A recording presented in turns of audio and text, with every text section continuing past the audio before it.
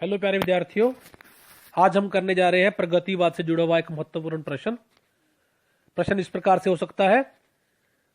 प्रगतिवादी हिंदी काव्य धारा का संक्षिप्त परिचय देते हुए उसकी प्रमुख विशेषताओं का उल्लेख कीजिए, अथवा प्रगतिवादी हिंदी काव्य धारा की प्रमुख प्रवृत्तियों पर प्रकाश डालिए।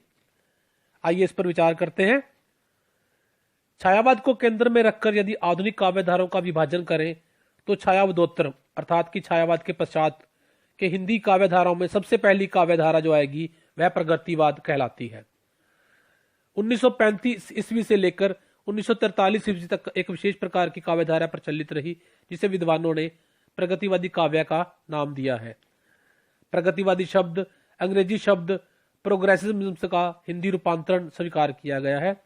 प्रगतिवादी काव्य के विषय में प्राय सभी विद्वानों ने इस धारणा को स्वीकार किया है कि प्रगतिवादी साहित्य मार्क्सवादी चिंतन से प्रेरित समाजोन्मुख साहित्य है, जो पूंजीपति शोषण और अन्याय के विरुद्ध विद्रोह और क्रांति की प्रेरणा फूंकता है।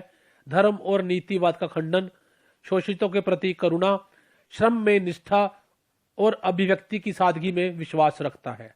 वस्तुतः यह काव्य धारा छायावाद की भाव विभोरता, कल्पनाशीलता को यथार्थता, भौतिकता, स्थूलता में परिवर्तित करता है।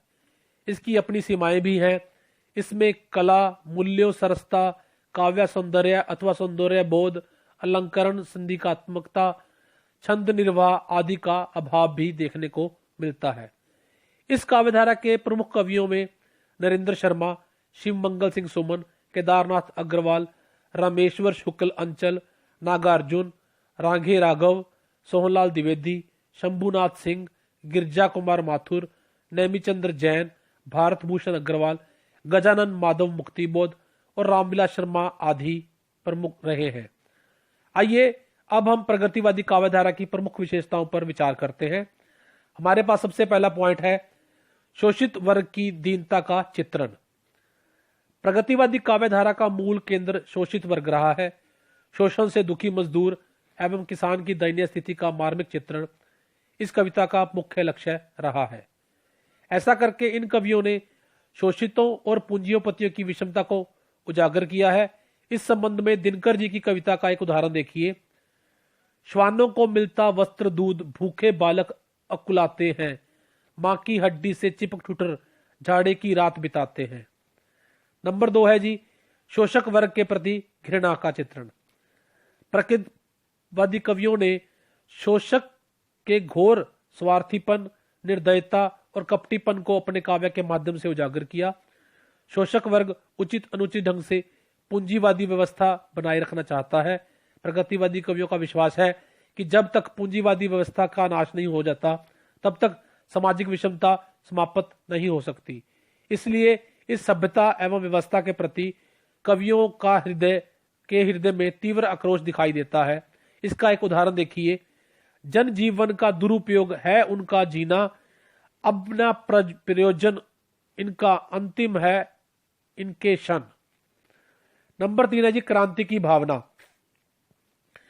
शोषक और शोषित वर्ग में समानता लाने के लिए तथा प्राचीन परंपराओं एवं रूढ़ियों को नष्ट भ्रष्ट करने के लिए प्रगतिवादी कलाकारों के पास एकमात्र साधन है क्रांति। कवि क्रांति का आह्वान करके जीर्ण शीर्ण रूढ़ियों एवं परंपराओं को जड़ से उखाड़ फेंकने में अपना गौरव समझते हैं। वह सामाजिक एवं राजनीतिक दुर्व्यवस्था से पीड़ित होकर विलप गान करते हुए कहते हैं, गा कोकिला बरसा पादक कन, नष्ट भ्रष्ट हो जीर्ण पुरातन। नंबर 4 है जी मार्क्सवाद में आस्था। इस युग के कवि साम्यवाद के प्रवर्तक मार्क्स तथा रूस के गौरव के गीत गाते हुए भी दिखाई देते हैं। प्रमुख प्रगतिवादी कवि पंत ने मार्क्स को प्रलयकारी शिव का तीसरा नेत्र भी बताया है। उनके विचार में साम्यवाद ही मानवता का कल्याण कर सकने वाला मात्र साधन है। इसलिए वे लिखते हैं, साम्यवाद के साथ स्वर्ण युग करता मधुर प्रदापन, मुक्त निखिल मानवता करती तानव का अभिवादन। नंबर 5 पर है जी नारी के प्रति यथार्थवादी दृष्टिकोण। प्रगतिवादी कवियों ने नारी के चित्रण में भी यथार्थवादी दृष्टिकोण का परिचय दिया है। नारी पुरुष की भांति स्थूल सृष्टि का अंग है। प्रगतिवादी कवियों ने रूपसी नारी का चित्रण न करके कृषक बालाओं एवं मजदूर स्त्रियों का चित्रण अपने काव्य में किया है। उनकी दृष्टि में नारी भी मजदूर व किसान की भांति शोषित एवं पीड़ित है। इस शोषित नारी का सबसे विभत्स रूप वैश्य का है। प्रगतिवादी कवि नारी की मुक्ति के लिए आवाज बुलंद करते हुए भी दिखाई देते हैं। नंबर 6 है जी, सामाजिक जीवन का यथार्थ चित्रण। प्रगतिवादी साहित्य में सामाजिक यथार्थ के प्रति विशेष आग्रह है। इसमें व्यवहारिक जीवन से संपर्क बनाने पर बल दिया गया है। निराला और पंत ने प्रगतिशील शक्तियों में आस्था रखकर प्राचीन जर्जर व्यवस्थाओं के विरुद्ध क्रांति की वाणी मुखरित की और नवनिर्माण का स्वागत किया है। एक उदाहरण देखिए, झरते हैं झरने दो पत्ते डरो ना किंचित, नवल मुकुल मंजरियों से भव होगा शोभित। कवि आत्म के संकीर्ण घेरे से बाहर निकल और उससे जीवन की विरूप विकृतियों का चित्र खींचता हुआ दिखाई देता है। प्रगतिवादी काव्य में निम्न वर्ग के जीवन की प्रतिष्ठा हुई है। इससे पहले साहित्य में मध्य वर्ग के जीवन के प्रति सीमित विचार थे। आज के वैज्ञानिक युग में कवि के सम्मुख अनेक प्रबल भौतिक समस्याएं हैं, अतः पीड़ित की हाहा ने व्यक्ति को ऐसा बना दिया कि वह आकाश में विचरण की जगह पृथ्वी के जीवन को ही खुली आंख से देखने और लिखने लगा। नंबर 7 है जी, वर्तमान समस्याओं का चित्रण। प्रगतिवादी कवि देश और विदेश की समस्याओं के प्रति सजग रहा है। उसने विश्व की मानवतावादी दृष्टिकोण को अपनाया।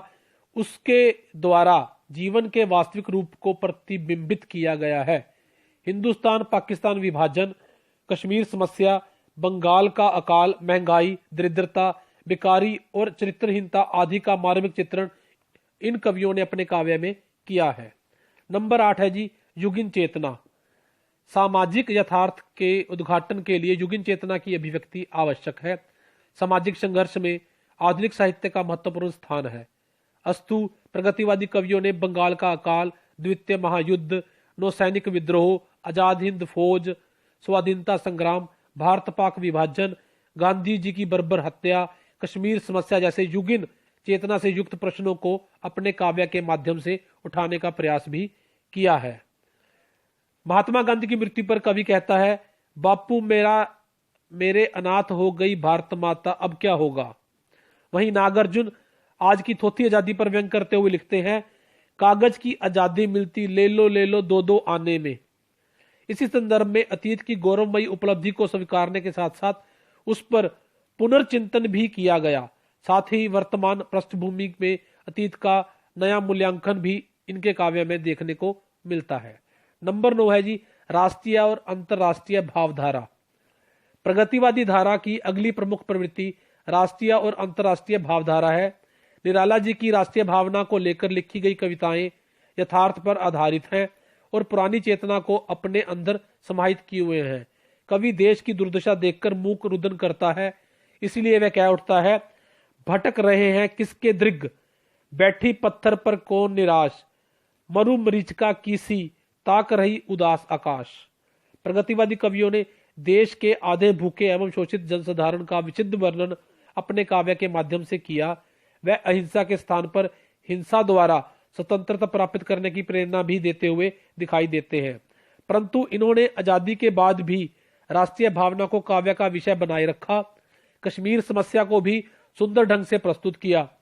परंतु प्रगतिवादी कवियों ने राष्ट्रीयता के साथ साथ अंतर्राष्ट्रीय घटनाओं को भी अपने काव्य में समाहित किया, परंतु यह अंतर्राष्ट्रीय राजनीतिया प्राय रूस तक ही सीमित रहती हुई दिखाई देती है।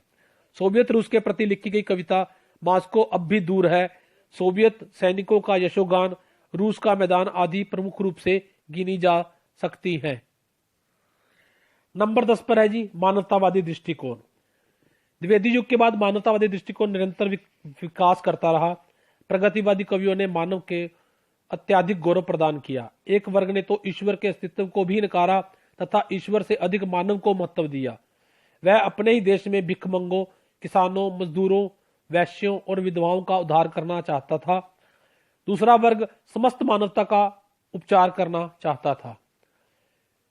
कवि की प्रमुख धारणा है कि व्यक्ति, ग्राम, समाज और राष्ट्र में कोई अंतर ना माना जाए। मानवतावादी दृष्टिकोण एक महत्वपूर्ण प्रवृत्ति है जिसके बल पर प्रगतिवादी कवि संसार के मानवों को एक मंच पर लाना चाहते हैं। इस संदर्भ में नरेंद्र शर्मा की पंक्तियां देखिए। जाने कब तक घाव भरेंगे इस घायल मानवता के, जाने कब तक सच्चे होंगे सपने सबकी समता के। नंबर 11 पर है जी, ईश्वर के प्रति अनास्था। प्रगतिवादी कवि ईश्वर, धर्म तथा परंपरा को अमानवीय तत्व मानते हैं। वह मानव विरोधी है तथा उसकी प्रगति में बाधक है। पूंजीवादी विनाशकारी शक्तियों प्रायः ईश्वर, धर्म और परंपरा के नाम पर निम्न वर्ग का शोषण करती हैं। पुनः धर्म और ईश्वर के नाम पर मनुष्य को पलायनवादी, निराशावादी और भाग्यवादी बनाती हैं। इस बात को लेकर इन्होंने अपने काव्य में जो काव्य का निर्माण किया वह इसकी एक प्रमुख प्रवृत्ति बनकर हमारे सामने आता है। नंबर 12 पर है जी, आस्था और आशा का स्वर।